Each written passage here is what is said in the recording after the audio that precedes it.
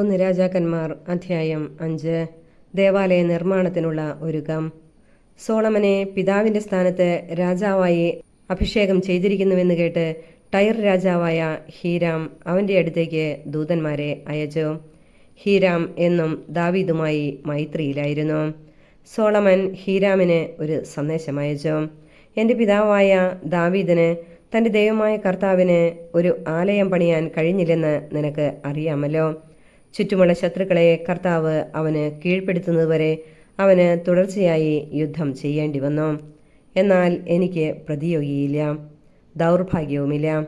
എൻ്റെ ദൈവമായ കർത്താവ് എനിക്ക് എല്ലാ തരത്തിലും സമാധാനം നൽകിയിരിക്കുന്നു.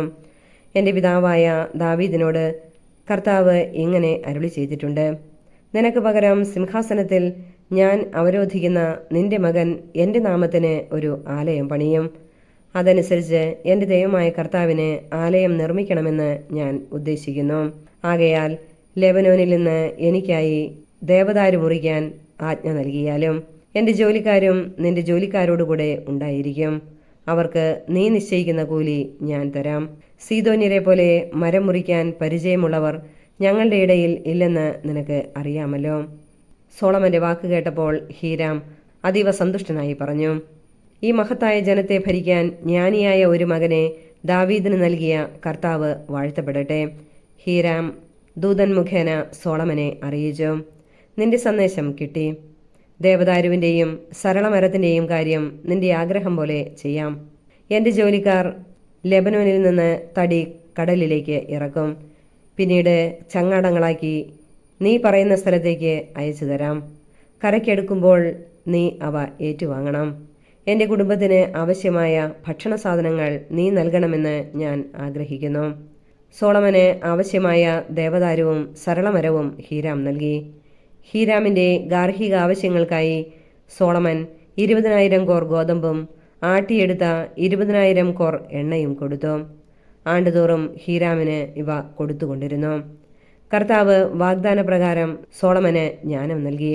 ഹീരാമും സോളമനും സമാധാനത്തിൽ കഴിഞ്ഞുകൂടുകയും ഇരുവരും ഉടമ്പടിയിൽ ഏർപ്പെടുകയും ചെയ്തു. സോളമൻ രാജാവ് ഇസ്രായേലിന്റെ എല്ലാ ഭാഗത്തും നിന്ന് അടിമവേലയ്ക്ക് ആളെ എടുത്തു. 30,000 പേരാണ് അങ്ങനെ തിരഞ്ഞെടുക്കപ്പെട്ടത്. മാസം തോറും 10,000 പേരെ വീതം ലെബനോനിലേക്ക് അയച്ചുകൊണ്ടിരുന്നു. അവർ ഒരു മാസം ലെബനോനിലാണെങ്കിൽ 2 മാസം തങ്ങളുടെ വീടുകളിലായിരിക്കും. അദോണിറാമിനായിരുന്നു ഇവരുടെ മേൽനോട്ടം. ചുമടെടുക്കാൻ 70,000-ഉം മലയിൽ കല്ലുവെട്ടാൻ 80,000-ഉം ആളുകൾ ഉണ്ടായിരുന്നു. ജോലിക്കാരുടെ മേൽനോട്ടം വഹിക്കുന്ന 3,300 ആളുകൾക്ക് പുറമെയായിരുന്നു ഇവർ. രാജാവിൻ്റെ കൽപ്പനയനുസരിച്ച് അവർ ദേവാലയത്തിൻ്റെ അടിത്തറ പണിയാൻ വിശേഷപ്പെട്ട വലിയ കല്ലുകൾ കൊണ്ടുവന്ന് ചെത്തി ശരിപ്പെടുത്തി. സോളമൻ്റെയും ഹീരാമിൻ്റെയും ശില്പികളും ഗേബാൽക്കാരും ചേർന്ന് അവ ചെത്തി മിനുക്കുകയും ദേവാലയം പണിയാനുള്ള കല്ലും മരവും തയ്യാറാക്കുകയും ചെയ്തു. 1 രാജാക്കന്മാർ അധ്യായം 6.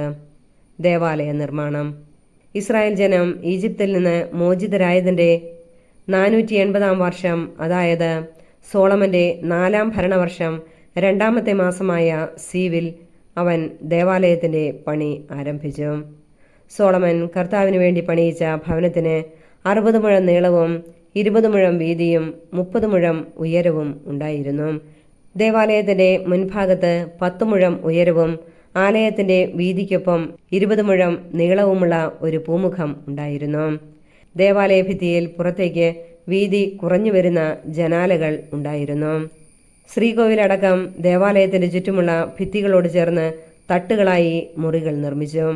താഴത്തെ നിലയ്ക്ക് 5 മുഴവും നടുവിലത്തേതിന് 6 മുഴവും മുകളിലത്തേതിന് 7 മുഴവും വീതിയുണ്ടായിരുന്നു. തുലാങ്ങൾ ദേവാലയ ഭിത്തിയിൽ തുളച്ച് കടക്കാതിരിക്കാൻ ആലയത്തിനു പുറമെ ഭിത്തികളിൽ ഗളം നിർമ്മിച്ച് അവ ഘടിപ്പിച്ചു. നേരത്തെ ചെത്തിമിനുക്കിയ കല്ലുകളായിരുന്നതുകൊണ്ട് പണി നടക്കുന്ന സമയത്ത് മഴുവിൻ്റെയോ ചുറ്റികയുടെയോ മറ്റ് ഇരുമ്പായുധങ്ങളുടെയോ ശബ്ദം ദേവാലയത്തിൽ കേട്ടിരുന്നില്ല. താഴത്തെ നിലയുടെ വാതിൽ ദേവാലയത്തിന്റെ തെക്കുവശത്തായിരുന്നു. ഗോവണിയിലൂടെ നടുവിലത്തെ നിലയിലേക്കും അവിടെ നിന്ന് 3-ാമത്തേതിലേക്കും മാർഗമുണ്ടായിരുന്നു. ഇങ്ങനെ അവൻ ദേവാലയം പണി തീർത്തു. ദേവദാരുവിൻ്റെ പലകയും തുലാങ്ങളും കൊണ്ടാണ് മച്ചുണ്ടാക്കിയത്. തട്ടുകൾ പണിയിച്ചത് ആലയത്തിനു ചുറ്റും 5 മുഴം ഉയരത്തിലാണ്. ദേവദാരുത്തടി കൊണ്ട് അവ ആലയവുമായി ബന്ധിപ്പിച്ചു. സോളമന് കർത്താവിൻ്റെ അരുളപ്പാടുണ്ടായി: നീ എനിക്ക് ഭവനം പണിയുകയാണല്ലോ. എൻ്റെ ചട്ടങ്ങൾ ആചരിച്ചും എൻ്റെ അനുശാസനങ്ങൾ അനുസരിച്ചും എൻ്റെ കൽപ്പനകൾ പാലിച്ചും നടന്നാൽ ഞാൻ നിന്റെ പിതാവായ ദാവീദിനോട് ചെയ്ത വാഗ്ദാനം നിന്നിൽ നിറവേറ്റും. ഞാൻ ഇസ്രായേൽ മക്കളുടെ മധ്യേ വസിക്കും. എൻ്റെ ജനമായ ഇസ്രായേലിനെ ഞാൻ ഉപേക്ഷിക്കുകയില്ല. സോളമൻ ദേവാലയത്തിൻ്റെ പണി പൂർത്തിയാക്കി. അവൻ ദേവാലയ ഭിത്തികളുടെ ഉൾവശം തറ മുതൽ മുകളറ്റം വരെ ദേവദാരു പലക കൊണ്ട് പൊതിഞ്ഞു. തറയിൽ സരളമരപ്പലകകളും നിരത്തി. ദേവാലയത്തിൻ്റെ പിൻഭാഗത്തെ 20 മുഴം തറ മുതൽ മുകളറ്റം വരെ ദേവദാരു പലക കൊണ്ട് വേർതിരിച്ചു. അങ്ങനെയാണ് അതിവിശുദ്ധമായ ശ്രീകോവിൽ നിർമ്മിച്ചത്. ശ്രീകോവിലിൻ്റെ മുമ്പിലുള്ള ദേവാലയ ഭാഗത്തിന് 40 മുഴമായിരുന്നു നീളം. ഫലങ്ങളും വിടർന്ന പുഷ്പങ്ങളും കൊത്തിയ ദേവദാരു പലക കൊണ്ട് ആലയത്തിൻ്റെ ഉൾവശം മുഴുവൻ പൊതിഞ്ഞിരുന്നു. എല്ലായിടത്തും ദേവദാരു പലകകൾ. കല്ല് തെല്ലും ദൃശ്യമായിരുന്നില്ല. കർത്താവിൻ്റെ വാഗ്ദാന പേടകം സ്ഥാപിക്കുന്നതിന് ആലയത്തിൻ്റെ ഉള്ളിൽ ശ്രീകോവിൽ സജ്ജമാക്കി. അതിന് 20 മുഴം വീതം നീളവും വീതിയും ഉയരവും ഉണ്ടായിരുന്നു. അവൻ അത് തങ്കം കൊണ്ട് പൊതിഞ്ഞു. ദേവദാരു കൊണ്ട് ബലിപീഠവും നിർമ്മിച്ചു. ദേവാലയത്തിൻ്റെ ഉൾവശം തങ്കം കൊണ്ട് പൊതിഞ്ഞ് ശ്രീകോവിലിൻ്റെ മുൻവശത്ത് കുറുകെ സ്വർണച്ചങ്ങലകൾ ബന്ധിച്ചു. അവിടവും സ്വർണം കൊണ്ട് പൊതിഞ്ഞു. ദേവാലയം മുഴുവൻ സ്വർണം കൊണ്ട് പൊതിഞ്ഞു. ശ്രീകോവിലിലെ ബലിപീഠവും അവൻ സ്വർണം കൊണ്ട് പൊതിഞ്ഞു. 10 മുഴം ഉയരമുള്ള 2 കെരൂബുകളെ ഒലിവുതടി കൊണ്ട് നിർമ്മിച്ച് അവൻ ശ്രീകോവിലിൽ സ്ഥാപിച്ചു. കെരൂബിൻ്റെ 2 ചിറകുകൾക്കും 5 മുഴം നീളമുണ്ടായിരുന്നു. ഒരു ചിറകിൻ്റെ അറ്റം മുതൽ മറ്റേ ചിറകിൻ്റെ അറ്റം വരെ ആകെ 10 മുഴം. രണ്ടാമത്തെ കെരൂബിനും 10 മുഴം. 2 കെരൂബുകളുടെയും വലിപ്പവും രൂപവും ഒന്നുപോലെ തന്നെ. ഒരു കെരൂബിൻ്റെ ഉയരം 10 മുഴം, മറ്റേതും അങ്ങനെ തന്നെ. സോളമൻ കെരൂബുകളെ ശ്രീകോവിലിൽ സ്ഥാപിച്ചു. ഒരു കെരൂബിൻ്റെ ചിറക് ഒരു ചുമരിലും മറ്റേ കെരൂബിൻ്റെ ചിറക് മറു ചുമരിലും തൊട്ടിരിക്കത്തക്കവണ്ണം ചിറകുകൾ വിടർത്തിയാണ് സ്ഥാപിച്ചത്. മറ്റു 2 ചിറകുകൾ മധ്യത്തിൽ പരസ്പരം തൊട്ടിരുന്നു. അവൻ കെരൂബുകളെ സ്വർണം കൊണ്ട് പൊതിഞ്ഞു. അകത്തും പുറത്തുമുള്ള മുറികളുടെ ഭിത്തികളിൽ കെരൂബുകളും ഈന്തപ്പനകളും വിടർന്ന പുഷ്പങ്ങളും കൊത്തിവച്ചിരുന്നു. അവയുടെ തറയിൽ സ്വർണം പതിച്ചിരുന്നു. ശ്രീകോവിലിൻ്റെ കതകുകൾ ഒലിവുതടി കൊണ്ട് നിർമ്മിച്ചു. മേൽപ്പടിയും കട്ടിലക്കാലുകളും ചേർന്ന് ഒരു പഞ്ചഭുജമായി. ഒലിവുതടിയിൽ തീർത്ത 2 കതകുകളിലും കെരൂബ്, ഈന്തപ്പന, വിടർന്ന പുഷ്പങ്ങൾ എന്നിവ കൊത്തി എല്ലാം സ്വർണം കൊണ്ട് പൊതിഞ്ഞു. ദേവാലയത്തിൻ്റെ കവാടത്തിൽ ഒലിവുതടി കൊണ്ട് ചതുരത്തിൽ കട്ടിളയുണ്ടാക്കി. അതിൻ്റെ കതക് 2 സരളമരം കൊണ്ട് നിർമ്മിച്ചു. ഓരോന്നിനും 2 മടക്കുപാളി ഉണ്ടായിരുന്നു. അവൻ അവയിൽ കെരൂബുകളും ഈന്തപ്പനകളും വിടർന്ന പുഷ്പങ്ങളും കൊത്തിച്ചു. അവയും കൊത്തുപണികളും സ്വർണം കൊണ്ട് പൊതിഞ്ഞു. അകത്തെ അങ്കണം ചെത്തിമിനുകിയ 3 നിര കല്ലും 1 നിര ദേവദാരുത്തടിയും കൊണ്ട് നിർമ്മിച്ചു. 4-ാം വർഷം സീവു മാസത്തിലാണ് ദേവാലയത്തിന് അടിസ്ഥാനമിട്ടത്. 11-ാം വർഷം 8-ാം മാസം, അതായത് ബൂൽ മാസം, ദേവാലയത്തിൻ്റെ എല്ലാ ഭാഗങ്ങളും യഥാവിധി പൂർത്തിയായി. അങ്ങനെ ദേവാലയ നിർമ്മാണത്തിന് 7 വർഷം വേണ്ടിവന്നു. 1 രാജാക്കന്മാർ അധ്യായം 7. രാജകൊട്ടാരം. സോളമൻ 13 വർഷം കൊണ്ട് കൊട്ടാരം പണിതു പൂർത്തിയാക്കി. അവൻ ലെബനോൻ കാനന മന്ദിരവും നിർമ്മിച്ചു. അതിന് നീളം 100 മുഴം, വീതി 50 മുഴം, ഉയരം 30 മുഴം. അതിന് ദേവദാരു കൊണ്ടുള്ള 3 നിര തൂണുകളും ഉത്തരവും ഉണ്ടായിരുന്നു. ഓരോ നിരയിലും 15 തൂണ് വീതം 45 തൂണിന്മേൽ തുലാം വച്ച് ദേവദാരു പലക കൊണ്ട് തട്ടിട്ടു. 3 നിര ജാലകങ്ങൾ ഇരുഭിത്തികളിലും പരസ്പരാഭിമുഖമായി നിർമ്മിച്ചു. വാതിലുകളും ജനലുകളും ചതുരാകൃതിയിൽ ഉണ്ടാക്കി. ഇരുവശങ്ങളിലുമുള്ള ജനാലകൾ 3 നിരയിൽ പരസ്പരാഭിമുഖമായാണ് ഉറപ്പിച്ചത്. 50 മുഴം നീളവും 30 മുഴം വീതിയുമുള്ള സ്തംഭശാലയും അവൻ പണിയിച്ചു. അതിൻ്റെ മുൻവശത്ത് തൂണുകളിൽ വിതാനത്തോടുകൂടി പൂമുഖവും തീർത്തു. ന്യായാസന മണ്ഡപവും അവൻ നിർമ്മിച്ചു. തറ മുതൽ മുകളറ്റം വരെ ദേവദാരു കൊണ്ടാണ് അത് നിർമ്മിച്ചത്. മണ്ഡപത്തിൻ്റെ പിൻഭാഗത്ത് തനിക്ക് വസിക്കാൻ അതേ ശില്പവേലകളോടുകൂടിയ ഒരു ഭവനവും നിർമ്മിച്ചു. ഇതേ രീതിയിൽ ഒരു ഭവനം തൻ്റെ ഭാര്യയായ ഫറവോയുടെ പുത്രിക്ക് വേണ്ടിയും പണിതു. ഒരേ തോതിൽ വെട്ടിയെടുത്ത വിലയേറിയ കല്ലുകൊണ്ടാണ് ഇവയുടെയെല്ലാം അസ്ഥിവാരം മുതൽ മേൽപ്പുര വരെ, അകവും പുറവും, കർത്താവിന്റെ ആലയത്തിന്റെ അങ്കണം മുതൽ മുഖ്യ അങ്കണം വരെയും പണി കഴിപ്പിച്ചത്.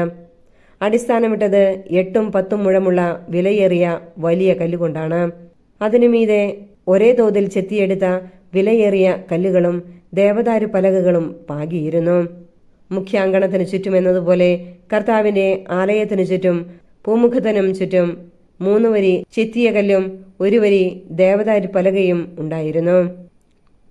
ദേവാലയത്തിന്റെ ഇതര സജ്ജീകരണങ്ങൾ. സോളമൻ രാജാവ് ടൈറിൽ നിന്ന് ഹീരാമിനെ ആളയച്ചു വരുത്തി. അവൻ നഫ്താലി ഗോത്രത്തിലെ ഒരു വിധവയുടെ മകനായിരുന്നു. ടൈർക്കാരനായ ഒരു പിച്ചളപ്പണിക്കാരനായിരുന്നു അവന്റെ പിതാവ്. ഹീരാം ഏതുതരം പിച്ചളപ്പണിയും ചെയ്യാൻ പോരുന്ന പാടവവും ബുദ്ധിയും ഉള്ള ശില്പിയായിരുന്നു. അവൻ വന്ന് സോളമൻ രാജാവിന് എല്ലാ പണികളും ചെയ്തു കൊടുത്തു. അവൻ 2 ഓട്ടുസ്തംഭങ്ങൾ ഉണ്ടാക്കി. ഓരോന്നിനും 18 മുഴം ഉയരവും 12 മുഴം വണ്ണവും ഉണ്ടായിരുന്നു. അകം പൊള്ളയായി 4 വിരൽ ഘനത്തിലാണ് അത് നിർമ്മിച്ചത്. സ്തംഭങ്ങളുടെ മുകളിൽ സ്ഥാപിക്കാൻ അവൻ ഓടുകൊണ്ട് 2 മകുടങ്ങൾ വാർത്തു. ഓരോന്നിന്റെയും ഉയരം 5 മുഴം. 2 സ്തംഭങ്ങളുടെയും മുകളിലെ മകുടങ്ങളിൽ ചിത്രപ്പണി ചെയ്ത തൊങ്ങലും ചങ്ങലയും ഘടിപ്പിച്ചു.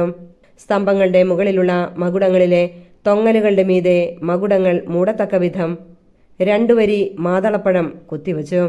പൂമുഖത്തുള്ള സ്തംഭങ്ങളുടെ മകുടങ്ങൾ 4 മുഴം ഉയരത്തിൽ ലില്ലി പുഷ്പത്തിന്റെ ആകൃതിയിലായിരുന്നു. സ്തംഭങ്ങളുടെ മുകളിൽ തൊങ്ങലുകളോട് ചേർന്ന് ഉന്തി നിൽക്കുന്ന ഭാഗത്ത് മകുടങ്ങൾ സ്ഥാപിച്ചു. അവയ്ക്ക് ചുറ്റും 2 നിരയായി 200 മാതളപ്പഴം വീതം കൊത്തിയിരുന്നു. ദേവാലയത്തിന്റെ പൂമുഖത്താണ് സ്തംഭങ്ങൾ സ്ഥാപിച്ചത്. വലത്തുവശത്തെ സ്തംഭത്തിന് യാക്കീൻ എന്നും ഇടത്തുവശത്തേതിന് ബോവാസ് എന്നും പേരിട്ടു. സ്തംഭങ്ങളുടെ ഉപരിഭാഗത്ത് ലില്ലി പുഷ്പങ്ങൾ കൊത്തിയിരുന്നു. ഇപ്രകാരം സ്തംഭങ്ങളുടെ നിർമ്മാണം പൂർത്തിയായി. ഉരുകിയ ലോഹം കൊണ്ട് അവൻ ഒരു ജലസംഭരണി വൃത്താകൃതിയിൽ നിർമ്മിച്ചു. അതിന്റെ വ്യാസം 10 മുഴം, ആഴം 5 മുഴം, ചുറ്റളവ് 30 മുഴം. വക്കിന് താഴെ ചുറ്റും 30 മുഴം നീളത്തിൽ കായ്കൾ ഉണ്ടാക്കിയിരുന്നു. കായ്കൾ 2 നിരകളായി ജലസംഭരണിയോട് ഒപ്പമാണ് വാർത്തെടുത്തത്.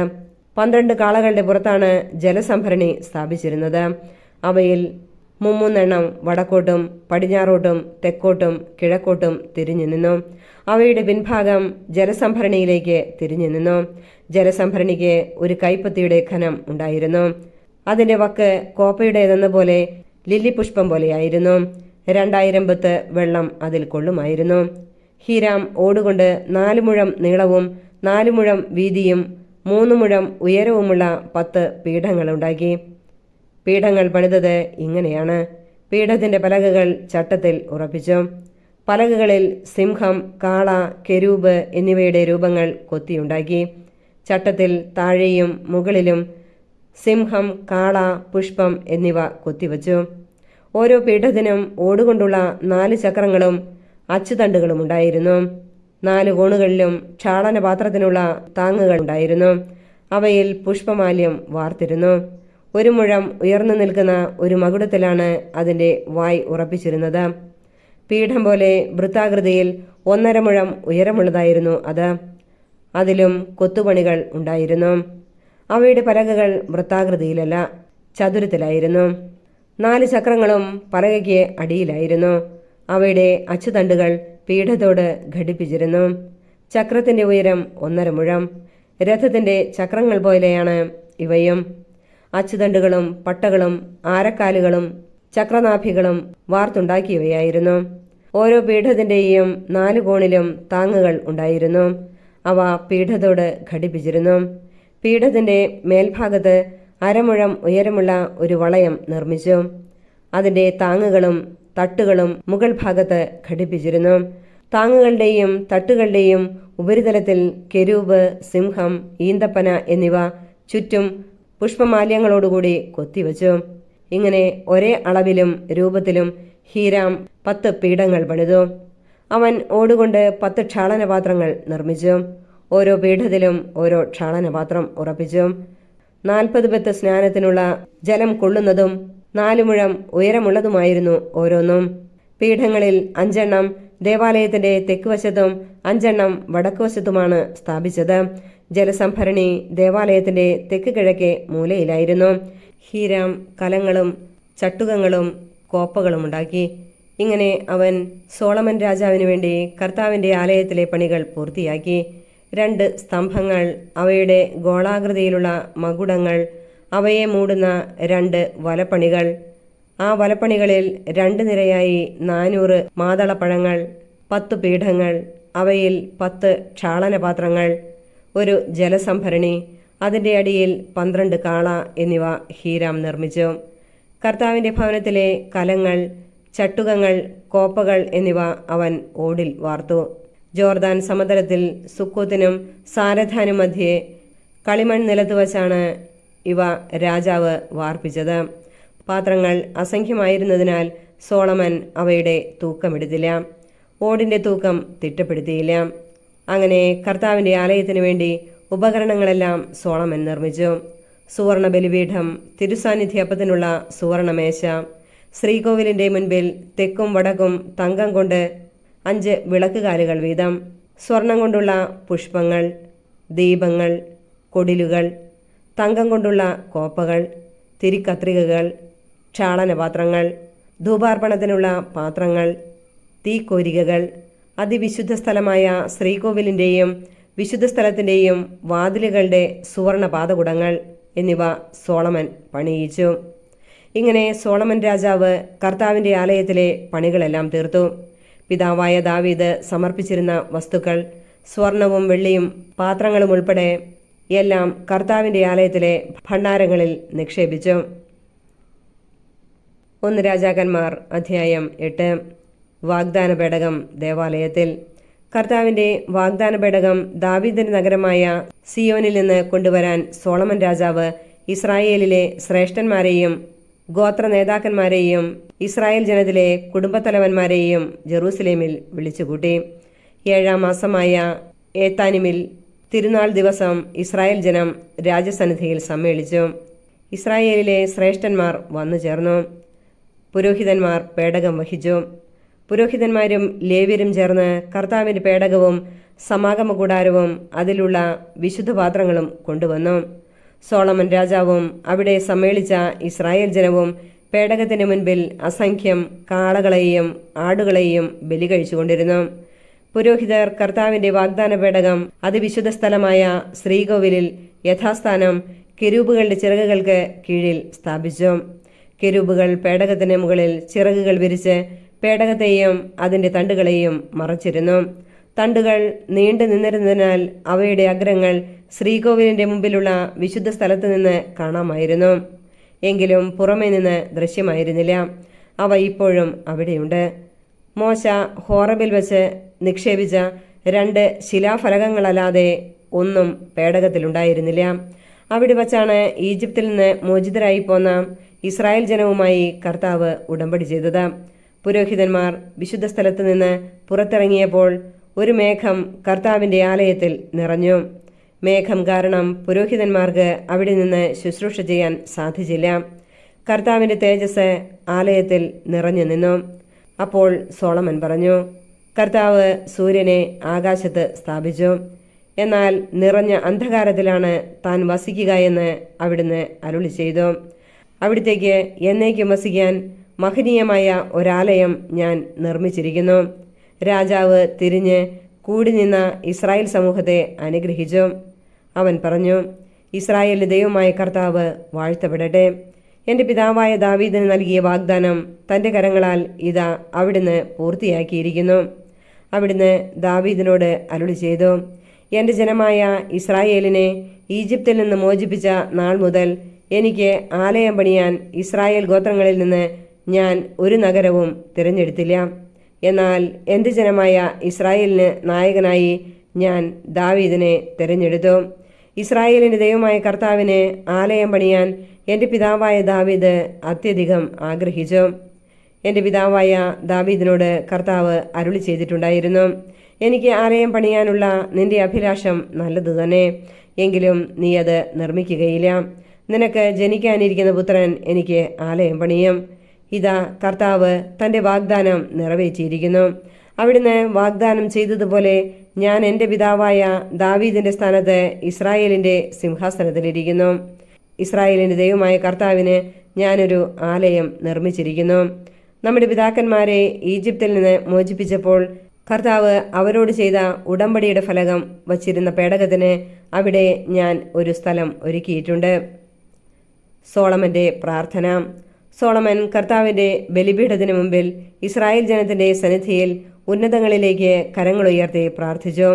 ഇസ്രായേലിൻ്റെ ദൈവമായ കർത്താവെ, പൂർണ്ണ ഹൃദയത്തോടെ അങ്ങയുടെ സന്നിധിയിൽ വ്യാപരിക്കുന്ന ദാസന്മാരോടുള്ള ഉടമ്പടി പാലിക്കുകയും അനന്തസ്നേഹം അവരുടെ മേൽ ചൊരിയുകയും ചെയ്യുന്ന അങ്ങയെപ്പോലെ ആകാശത്തിലും ഭൂമിയിലും വേറൊരു ദൈവമില്ല. എൻ്റെ പിതാവും അങ്ങയുടെ ദാസനുമായ ദാവീദിനോട് ചെയ്ത വാഗ്ദാനം അങ്ങ് നിറവേറ്റിയിരിക്കുന്നു. അധരം കൊണ്ട് ചെയ്ത വാഗ്ദാനം ഇന്ന് കരം കൊണ്ട് പൂർത്തീകരിച്ചു. ഇസ്രായേലിൻ്റെ ദൈവമായ കർത്താവെ, എൻ്റെ പിതാവും അങ്ങയുടെ ദാസനുമായ ദാവീദിനോട് നീ എൻ്റെ മുൻപിൽ വ്യാപരിച്ചതുപോലെ നിന്റെ മക്കളും ചെയ്താൽ ഇസ്രായേലിൻ്റെ സിംഹാസനത്തിലിരിക്കാൻ നിനക്ക് ഒരവകാശി എൻ്റെ മുൻപിൽ ഉണ്ടാകാതെ വരില്ല എന്ന് അങ്ങ് ചെയ്ത വാഗ്ദാനം പാലിച്ചാലും. ഇസ്രായേലിൻ്റെ ദൈവമേ, എൻ്റെ പിതാവും അങ്ങയുടെ ദാസനുമായ ദാവീദിനോട് അങ്ങ് അരുളി ചെയ്ത വചനം ഇപ്പോൾ സ്ഥിരീകരിക്കപ്പെടട്ടെ. എന്നാൽ ദൈവം യഥാർത്ഥത്തിൽ ഭൂമിയിൽ വസിക്കുമോ? അങ്ങയെ ഉൾക്കൊള്ളാൻ സ്വർഗത്തിനും സ്വർഗാതിസ്വർഗത്തിനും അസാധ്യമെങ്കിൽ ഞാൻ നിർമ്മിച്ച ഈ ഭവനം എത്ര അപര്യാപ്തം. എൻ്റെ ദൈവമായ കർത്താവെ, അങ്ങയുടെ ദാസൻ്റെ പ്രാർത്ഥനകളും യാചനകളും ശ്രവിക്കണമേ.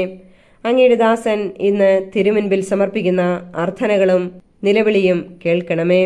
അങ്ങയുടെ ദാസൻ ഈ ഭവനത്തിൽ വച്ച് സമർപ്പിക്കുന്ന പ്രാർത്ഥന കേൾക്കുന്നതിന് അങ്ങയുടെ കടാക്ഷം ഇതിന്മേൽ രാപ്പകൽ ഉണ്ടായിരിക്കണമേ. അങ്ങയുടെ നാമം ഇവിടെ ഉണ്ടായിരിക്കുമെന്ന് അങ്ങ് അരുളി ചെയ്തിട്ടുണ്ടല്ലോ. ഈ ദാസനും അങ്ങയുടെ ജനമായ ഇസ്രായേലും ഇവിടെ സമർപ്പിക്കുന്ന യാചനകൾ സ്വീകരിക്കണമേ. അങ്ങ് വസിക്കുന്ന സ്വർഗത്തിൽ നിന്ന് ഞങ്ങളുടെ പ്രാർത്ഥന കേട്ട് ഞങ്ങളോട് ക്ഷമിക്കണമേ. അയൽക്കാരനോട് തെറ്റ് ചെയ്യുന്നവനോട് സത്യം ചെയ്യാൻ ആവശ്യപ്പെടുകയും അവൻ ഈ ഭവനത്തിൽ അങ്ങയുടെ ബലിപീഠത്തിന് മുൻപിൽ സത്യം ചെയ്യുകയും ചെയ്യുമ്പോൾ അങ്ങ് സ്വർഗത്തിൽ നിന്ന് അത് ശ്രവിച്ച് ദുഷ്ടനെ കുറ്റം വിധിച്ച് ശിക്ഷിക്കുകയും നീതിമാന് തക്ക സമ്മാനം നൽകുകയും ചെയ്തുകൊണ്ട് അങ്ങയുടെ ദാസന്മാരുടെ മേൽ ന്യായം നടത്തണമേ. അങ്ങയുടെ ജനമായ ഇസ്രായേൽ അങ്ങേക്കെതിരെ പാപം ചെയ്ത് ശത്രുക്കളുടെ മുൻപിൽ പരാജയപ്പെടുകയും പശ്ചാത്തപിച്ച് അങ്ങയുടെ നാമം ഏറ്റുപറഞ്ഞ് ഈ ഭവനത്തിൽ വച്ച് അങ്ങയോട് അപേക്ഷിക്കുകയും ചെയ്താൽ സ്വർഗത്തിൽ നിന്ന് അത് ശ്രവിക്കുകയും അങ്ങയുടെ ജനമായ ഇസ്രായേലിൻ്റെ പാപം ക്ഷമിച്ച് അവരുടെ പിതാക്കന്മാർക്ക് അവിടുന്ന് നൽകിയ ദേശത്തേക്ക് അവരെ തിരിച്ചു കൊണ്ടുവരികയും ചെയ്യണമേ. ജനത്തിൻ്റെ പാപം നിമിത്തം ആകാശം അടഞ്ഞ് മഴ ഇല്ലാതായാൽ അങ്ങ് വരുത്തിയ ക്ലേശം കൊണ്ട് അവർ ഇവിടെ വന്ന് പ്രാർത്ഥിക്കുകയും അങ്ങയുടെ നാമം ഏറ്റുപറയുകയും പാപങ്ങളിൽ നിന്ന് പിന്തിരിയുകയും ചെയ്താൽ അങ്ങ് സ്വർഗത്തിൽ നിന്ന് അവരുടെ പ്രാർത്ഥന ശ്രവിച്ച് അവിടുത്തെ ദാസരായ ഇസ്രായേൽ ജനത്തിൻ്റെ പാപങ്ങൾ ക്ഷമിച്ച് അവരെ നേർവഴി നടത്തുകയും അവർക്ക് അവകാശമായി കൊടുത്തിരിക്കുന്ന ദേശത്ത് മഴ പെയ്യിക്കുകയും ചെയ്യണമേ. നാട്ടിൽ ക്ഷാമമുണ്ടാവുകയോ വസന്ത, കതിർവാട്ടം, പൂപ്പൽ, വെട്ടുകിളി, കീടം എന്നിവ കൊണ്ട് വിളവ് നശിക്കുകയോ ശത്രുക്കൾ നഗരം വളഞ്ഞ് അങ്ങയുടെ ജനത്തെ ആക്രമിക്കുകയോ മഹാമാരിയോ മറ്റു രോഗമോ അവരെ അലട്ടുകയോ ചെയ്യുമ്പോൾ വ്യക്തികളോ ജനം മുഴുവനുമോ വ്യഥയാൽ ഈ ഭവനത്തിന് നേരെ കൈനീട്ടി പ്രാർത്ഥിച്ചാൽ അങ്ങ് വസിക്കുന്ന സ്വർഗത്തിൽ നിന്ന് അത് ശ്രവിക്കുകയും അവരോട് ക്ഷമിക്കുകയും ചെയ്യണമേ. അങ്ങ് ഞങ്ങളുടെ പിതാക്കന്മാർക്ക് ദാനം ചെയ്ത ഭൂമിയിൽ വസിക്കുന്ന കാലമെല്ലാം അവർ അങ്ങയെ ഭയപ്പെടുന്നതിന് അവരുടെ ഹൃദയം കാണുന്ന അങ്ങ് അവർ അർഹിക്കുന്ന പ്രതിഫലം നൽകണമേ. അങ്ങ് മാത്രമാണ് മനുഷ്യഹൃദയങ്ങളെ അറിയുന്നത്. അങ്ങയുടെ ജനമായ ഇസ്രായേലിൽപ്പെടാത്ത വിദേശി അങ്ങയുടെ മഹനീയ നാമത്തെയും അങ്ങയുടെ കരുത്തുറ്റ കരങ്ങളുടെ പ്രവർത്തനങ്ങളെയും നീട്ടിയ ഭുജത്തെയും പറ്റി കേട്ട് അങ്ങയെ തേടി വന്ന് ഈ ആലയത്തിന് നേരെ തിരിഞ്ഞ് പ്രാർത്ഥിച്ചാൽ അവിടുത്തെ ജനമായ ഇസ്രായേലിനെ പോലെ സർവ്വജനതകളും അങ്ങയുടെ നാമം അറിയാനും അങ്ങയെ ഭയപ്പെടാനും ഞാൻ ഈ ഭവനം അങ്ങേക്കായി നിർമ്മിച്ചിരിക്കുന്നുവെന്ന് ഗ്രഹിക്കാനും വേണ്ടി അങ്ങ് വസിക്കുന്ന സ്വർഗത്തിൽ നിന്ന് അവൻ്റെ പ്രാർത്ഥന ശ്രവിക്കുകയും യാചനകൾ സാധിച്ചു കൊടുക്കുകയും ചെയ്യണമേ.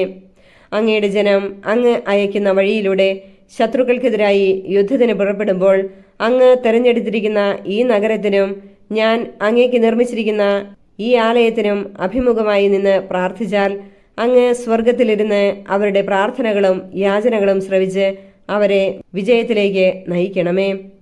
അവർ അങ്ങേക്കെതിരായി പാപം ചെയ്യുകയും പാപം ചെയ്യാത്ത മനുഷ്യൻ ഇല്ലല്ലോ.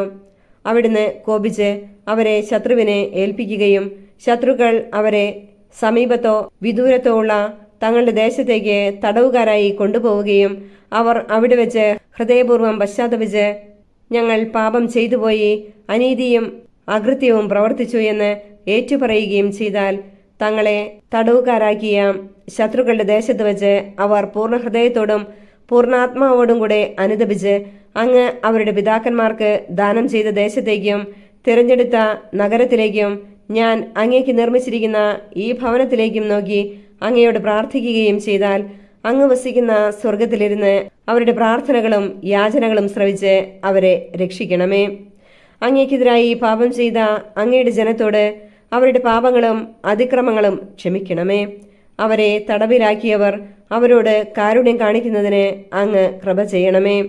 ഈജിപ്തിലെ ഇരുമ്പ് ചൂളയിൽ നിന്ന് അങ്ങ് മോചിപ്പിച്ച അങ്ങയുടെ ജനവും അവകാശവും ആണല്ലോ അവർ. അങ്ങയുടെ ദാസനും ജനവും സഹായം അപേക്ഷിക്കുമ്പോൾ അവരെ കടാക്ഷിക്കണമേ. അവരുടെ പ്രാർത്ഥനകൾ ശ്രവിക്കണമേ. ദൈവമായ കർത്താവെ, അങ്ങ് ഞങ്ങളുടെ പിതാക്കന്മാരെ ഈജിപ്തിൽ നിന്ന് കൊണ്ടുവന്നപ്പോൾ അങ്ങയുടെ ദാസനായ മോശ വഴി അരുളി ചെയ്തതുപോലെ ഭൂമിയിലെ സകല ജനതകളിൽ നിന്ന് അവരെ അങ്ങയുടെ അവകാശമായി തിരഞ്ഞെടുത്തതാണല്ലോ.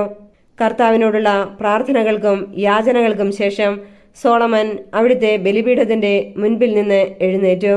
അവൻ കൈകൾ ആകാശത്തിലേക്ക് ഉയർത്തി മുട്ടുകുത്തി നിൽക്കുകയായിരുന്നു. അവൻ ഇസ്രായേൽ ജനത്തെ ശബ്ദമുയർത്തി ആശീർവദിച്ചു. തന്റെ വാഗ്ദാനമനുസരിച്ച് സ്വജനമായ ഇസ്രായേലിന് ശാന്തി നൽകിയ കർത്താവ് വാഴ്ത്തപ്പെടട്ടെ.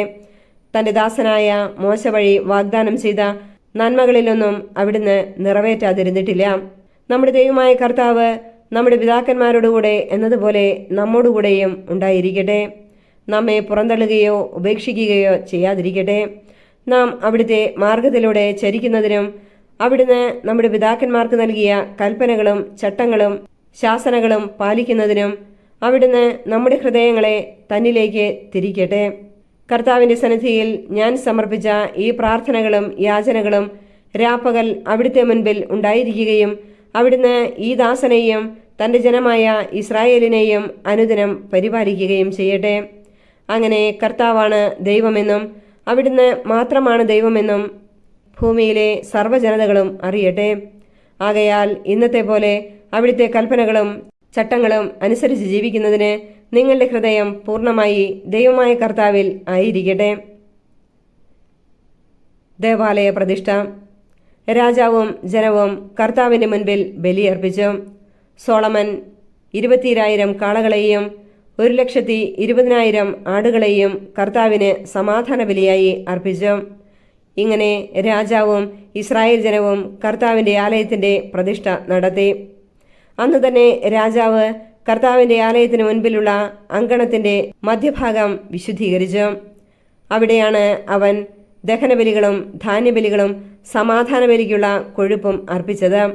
കർത്താവിന്റെ മുൻപിലുള്ള ഓടുകൊണ്ടുള്ള ബലിപീഠത്തിന് ഈ ദഹനബലികളും ധാന്യബലികളും സമാധാന ബലികൾക്കുള്ള കൊഴുപ്പും അർപ്പിക്കാൻ തക്ക വലിപ്പമുണ്ടായിരുന്നില്ല.